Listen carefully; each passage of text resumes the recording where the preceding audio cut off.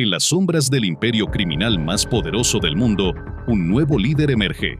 Ismael Zambada Jr., el Mayito Flaco, hijo del legendario Mayo Zambada, amenaza con destronar a los Chapitos y revolucionar el narcotráfico global. Con un MBA y habilidades tecnológicas que rivalizan con Silicon Valley, este enigmático personaje ha transformado el cártel de Sinaloa en una corporación criminal del siglo XXI.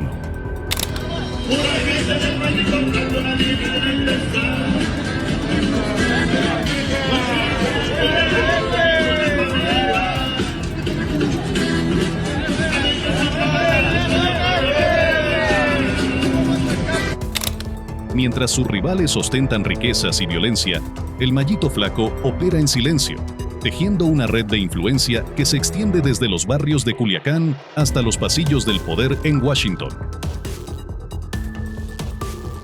En la calurosa tarde del jueves 25 de julio de 2024, un silencio tenso se apoderó de las calles de El Paso, Texas. Las autoridades estadounidenses ejecutaban una operación que parecía imposible: la captura de Ismael el Mayo Zambada, el último titán del viejo orden, el hombre que había burlado a la justicia durante décadas.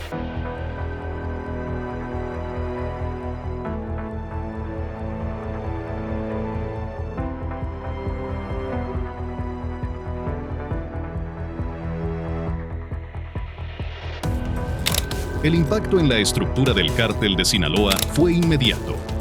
La organización, ya fracturada tras la captura de El Chapo Guzmán, se tambaleaba ahora sin su último pilar.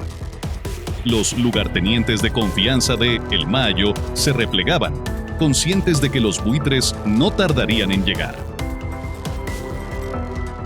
En el vacío dejado por El Mayo, emergieron Iván Archibaldo y Jesús Alfredo Guzmán, los Chapitos.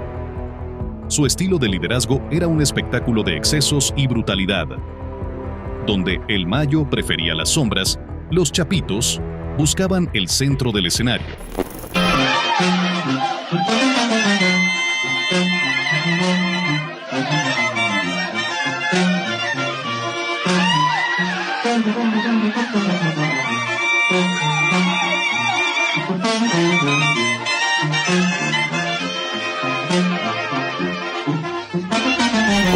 Fiestas con tigres como mascotas y ejecuciones con ametralladoras calibre 50 eran su marca registrada. El cártel, antes una máquina bien engrasada, ahora chirriaba con tensiones internas. Viejos lugartenientes desconfiaban de los jóvenes lobos, mientras las nuevas generaciones veían a los veteranos como reliquias de un pasado obsoleto. Fue entonces cuando los rumores comenzaron a circular. Susurros en cantinas, mensajes encriptados, miradas de complicidad entre narcos veteranos. Hablaban de alguien más. Una figura en las sombras que había estado observando, esperando su momento. Los Chapitos lo sintieron. Una presencia invisible que erosionaba su poder, robándoles aliados y territorios sin disparar una sola bala. El legado de El Mayo Zambada era incomparable. A diferencia del mítico Chapo, Zambada era el fantasma del narco, el estratega que movía los hilos desde las sombras. Su poder residía en una red de contactos y alianzas que se extendía desde las montañas de Sinaloa hasta los pasillos del poder en la Ciudad de México. Su captura significaba el desmoronamiento de todo un sistema de poder. En Sinaloa, la tensión era palpable. Las calles, normalmente bulliciosas, parecían contenidas en un silencio expectante. En los barrios controlados por el cártel, los halcones redoblaban su vigilancia. Convoyes nocturnos transportaban armas y hombres, mientras los laboratorios de metanfetamina trabajaban sin descanso, como si quisieran aprovechar los últimos momentos de una paz que se desvanecía. En las sombras, lejos de las miradas indiscretas, se gestaba una guerra. Los viejos aliados de El Mayo se reagrupaban, jurando lealtad a un líder aún sin rostro. Los Chapitos conscientes de la amenaza, fortificaban sus posiciones y compraban lealtades a precio de oro. El tablero estaba listo, las piezas en posición. Ismael Zambada Jr., el Mallito Flaco. Alto y delgado, con ojos penetrantes que parecían leer el alma, era la viva imagen de su padre, pero con un aura de modernidad que contrastaba con la vieja escuela del narco. Su momento Batman llegó una noche de 2015, cuando presenció la ejecución de un amigo de la infancia por orden de los Chapitos. En ese instante, juró continuar el legado de su padre, pero reinventando el juego. Mientras los hijos de El Chapo ostentaban riquezas y violencia, el Mallito se movía como una sombra, invisible pero omnipresente. Desde joven, el Mallito Flaco aprendió el negocio desde abajo. Trabajó en los campos de amapola, en los laboratorios clandestinos, en las rutas de distribución. Pero también se educó en las mejores universidades de Europa, obteniendo un MBA que aplicaría al oscuro mundo del narcotráfico. Es como su padre, decía un viejo lugarteniente, pero con un doctorado en negocios ilegales. Su estrategia era la del camaleón. Un día podía ser un empresario respetable en la Ciudad de México, al siguiente un humilde campesino en las montañas de Sinaloa. Esta adaptabilidad le permitió evadir a las autoridades durante años, superando incluso la legendaria visibilidad cero de su padre. El Mallito Flaco era un maestro de las alianzas. Su red de contactos abarcaba desde políticos de alto rango hasta jueces federales y jefes policiales. Pero a diferencia de la vieja escuela del soborno, él cultivaba relaciones a largo plazo, creando lealtades que iban más allá del dinero. Su arma más poderosa era la información, que usaba para manipular tanto a amigos como a enemigos. Bajo su liderazgo silencioso, el cártel experimentó una revolución tecnológica. Implementó el uso de criptomonedas y blockchain para transacciones invisibles, drones para vigilancia y entrega de drogas, e inteligencia artificial para predecir movimientos de las autoridades. Todo esto sin levantar sospechas, manteniendo la fachada de un cártel tradicional. En las sombras de Culiacán, el heredero oculto se preparaba para reclamar su trono. El imperio que su padre construyó estaba a punto de entrar en una nueva era, una era donde el poder no se mediría en balas o kilos de cocaína, sino en bytes y conexiones.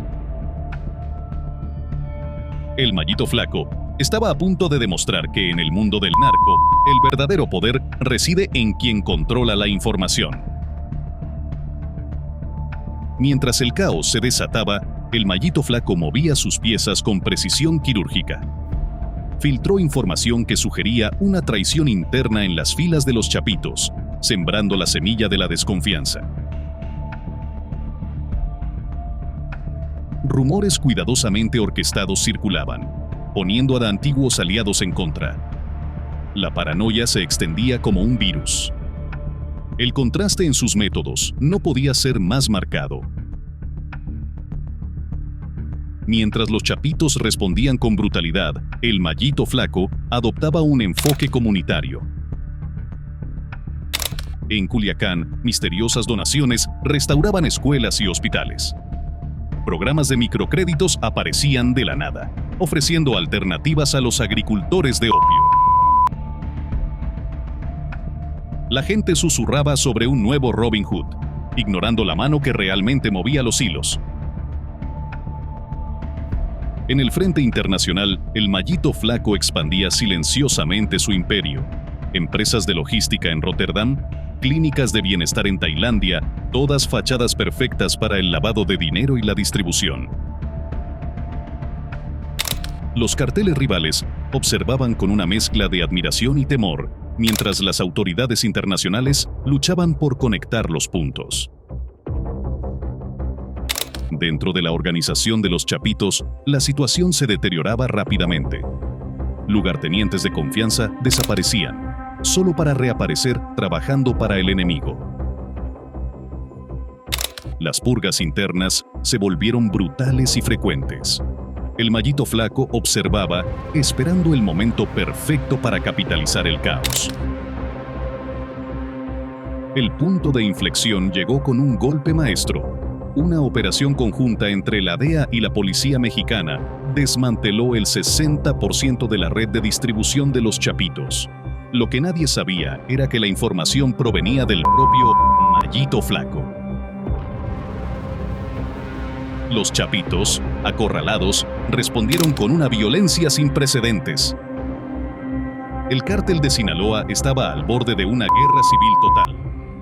En las sombras, el Mallito Flaco se preparaba para emerger y reclamar el trono que consideraba suyo por derecho. La era de los viejos narcos llegaba a su fin, y con ella nacía un nuevo orden en el mundo del crimen organizado. En los laboratorios clandestinos del cártel de Sinaloa, una nueva era comenzaba. El fentanilo, un opioide sintético 50 veces más potente que la heroína, se había convertido en el nuevo oro blanco. El Mallito Flaco, con su visión empresarial, reconoció su potencial antes que nadie, iniciando una revolución en el narcotráfico. Los laboratorios, ocultos en las profundidades de la sierra, eran fábricas de muerte high-tech. Químicos con doctorados trabajaban en condiciones estériles, produciendo kilos de fentanilo puro. La distribución, facilitada por drones y criptomonedas, burlaba fronteras y autoridades. Las ganancias eran astronómicas, pero los riesgos igual de altos. Un error de cálculo podía significar miles de muertes. Paradójicamente, el Mallito Flaco implementó estrictos controles de calidad. Su lógica era fría. Menos muertes por sobredosis significaban clientes más estables y menos atención mediática. Esta estrategia reducía las fatalidades, pero aumentaba la adicción. El dilema ético era evidente. ¿Podía existir un narcotraficante responsable? En Estados Unidos, la crisis del fentanilo alcanzaba proporciones epidémicas. Las estadísticas eran alarmantes. Más de 100,000 muertes por sobredosis en un año, la mayoría relacionadas con fentanilo. Familias destrozadas clamaban por justicia, mientras las autoridades se sentían impotentes ante la avalancha de drogas. La ambición de El Mallito Flaco no se limitaba a Norteamérica. Europa y Asia se convirtieron en nuevos objetivos. Utilizando empresas farmacéuticas legítimas como Facada, el fentanilo del cártel de Sinaloa inundaba nuevos mercados. La comunidad internacional, alarmada, buscaba formas de contener esta nueva amenaza global. El fentanilo se había convertido en un arma de doble filo. Por un lado, otorgaba al cártel un poder sin precedentes en el mundo del narcotráfico. Por otro, atraía una atención indeseada de las autoridades globales. Incluso dentro del propio cártel, la adicción comenzaba a ser un problema, afectando a miembros clave de la organización. El Mallito Flaco, con su visión revolucionaria, había transformado el paisaje criminal. Los viejos carteles, aferrados a tácticas obsoletas, caían uno tras otro. Las alianzas tradicionales se desmoronaban ante la nueva realidad: adaptarse o perecer.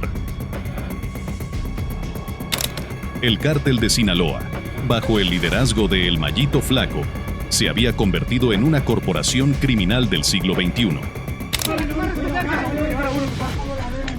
¡Hola, hola, guachitos pedorros, hijos de su puta madre, verga!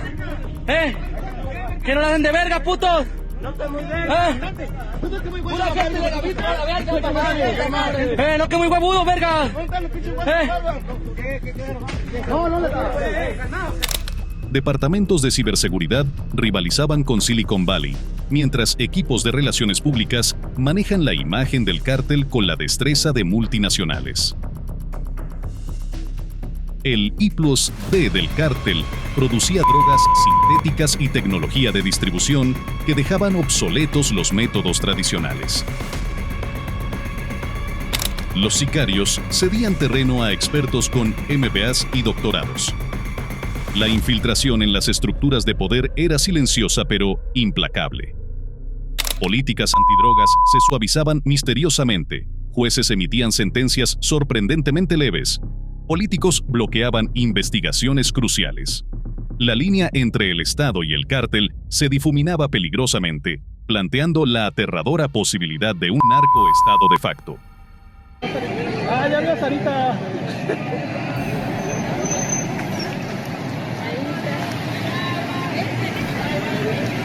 Muchísimo gusto. Hola, hola. ¡Arriba Markelia! ¡Arriba Markelia!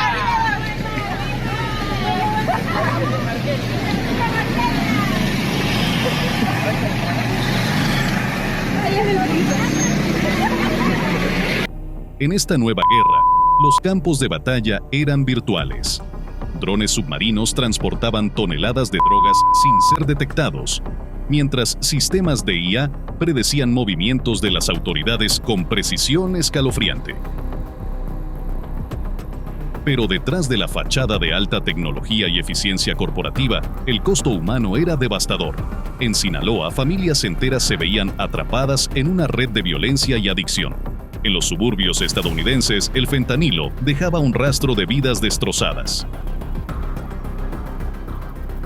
Una generación crecía viendo la corrupción y el crimen como norma, no excepción. El ascenso de El Mayito Flaco y su imperio tecnificado planteaba un dilema global. ¿Es la legalización la respuesta? ¿O se necesita una guerra total contra esta nueva amenaza? Las consecuencias geopolíticas de su creciente poder preocupan a gobiernos de todo el mundo. En las sombras de Culiacán, un nuevo rey se alza. El Mayo Flaco, con su mezcla única de astucia empresarial y herencia criminal, se consolida como el líder indiscutible del Cártel de Sinaloa.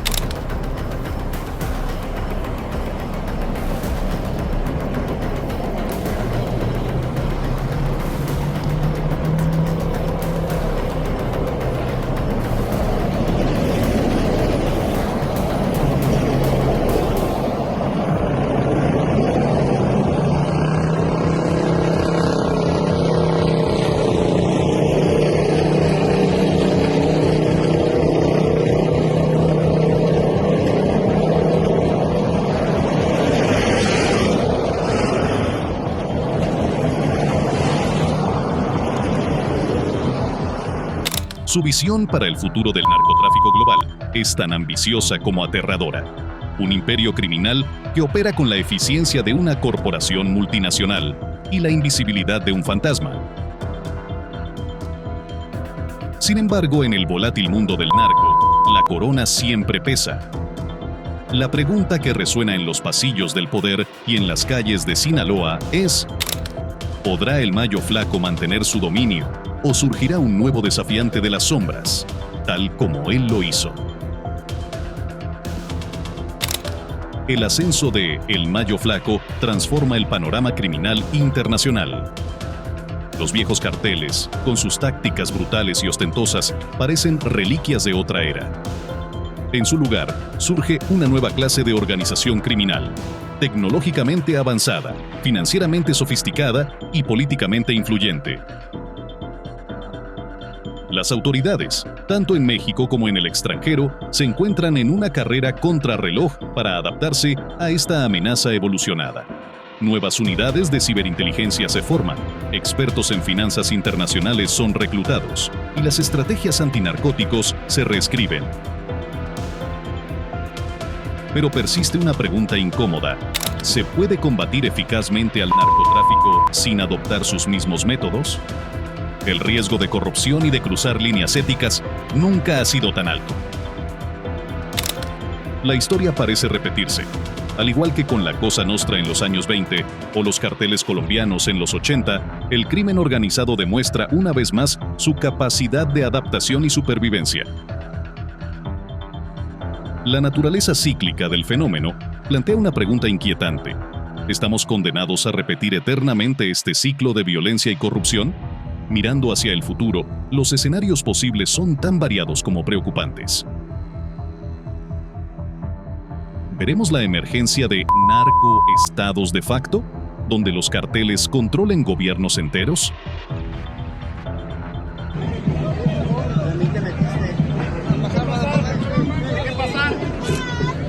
Dejen pasar.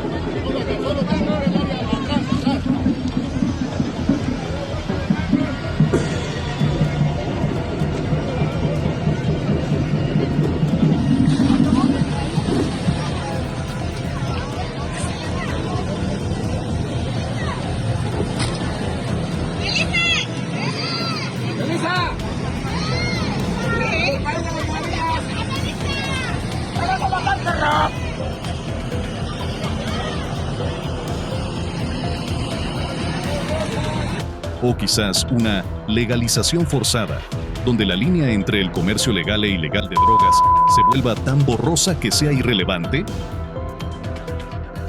El papel de la tecnología y la globalización en esta evolución es innegable, pero también ofrece nuevas herramientas para combatir el problema. La responsabilidad de enfrentar este desafío no recae solo en los gobiernos. La sociedad civil, las comunidades locales y la comunidad internacional tienen un papel crucial que desempeñar. Se necesita un enfoque holístico que aborde no solo el tráfico de drogas, sino también sus causas raíz: la pobreza, la falta de oportunidades y la corrupción sistémica. Surgen propuestas innovadoras para abordar el problema desde su raíz. Programas de desarrollo económico en zonas tradicionalmente controladas por el narco ofrecen alternativas reales a los agricultores de coca y amapola. Iniciativas de educación y prevención, diseñadas con la misma sofisticación que las campañas de marketing del cartel, buscan inmunizar a las nuevas generaciones contra la atracción del mundo criminal. La rehabilitación y reinserción de adictos y exmiembros de carteles se perfila como una estrategia clave. Casos de éxito, aunque escasos, demuestran que es posible romper el ciclo de la adicción y la violencia. Comunidades que han resistido exitosamente al narcotráfico, como ciertos pueblos en Colombia o México, ofrecen lecciones valiosas sobre resiliencia y acción colectiva. Al final, el legado de El Mayo Flaco plantea más preguntas que respuestas. ¿Es un villano, un antihéroe o simplemente el síntoma de un problema mucho más profundo en nuestra sociedad? Su historia nos obliga a cuestionar las líneas cada vez más borrosas entre el bien y el mal en un mundo globalizado y moralmente ambiguo. El desafío final que nos plantea esta historia es reimaginar un mundo sin la sombra omnipresente del narcotráfico. Un mundo donde el valor de una vida no se mida en kilos de droga o en dólares lavados. Un mundo donde la inteligencia y la innovación se usen para construir, no para destruir.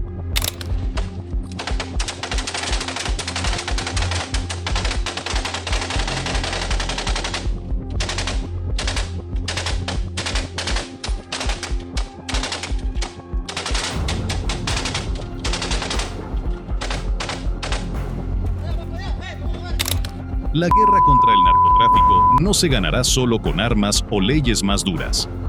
Se necesita un cambio de paradigma, una revolución en nuestra forma de pensar y abordar el problema. El conocimiento, la empatía y la acción colectiva serán nuestras armas más poderosas en esta lucha.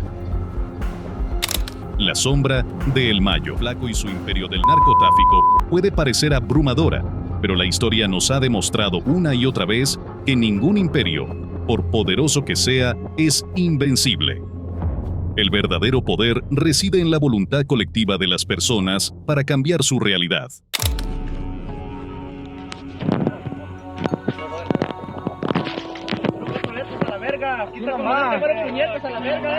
Mira, tú, puto. No corre los putitos, los M-chatos, mira. Mírenme la cara, hijo de su puta madre. Soy el comandante Güero Puñetas, perro, para que vengan por la cabeza del pito. Así nomás, compa, puro borregado a la verga. Puro borre a la verga. Mira, pura gente mi papá borre a la verga. Mira, tú. Pura cachorrizo, putos, a la verga. Pura cachorriza a la verga. ¿Quieres la cabeza del Güero Puñetas? Aquí tengo la del pito, hijo de su puta madre. Mira. tú puto 100 y tú puto 25, no que mucha verga, que no corren, putos pinches montoneros, hijos de su puta madre, mugrosos. Se van a seguir pelando la verga, putos. Vamos con toda la verga del cuerpo. Dios fotos, Y los intentones no se quedan atrás. montoneros, corrientes, Siguen avanzando, a la verga. quema casa, roba tiendas, hijos de su puta madre.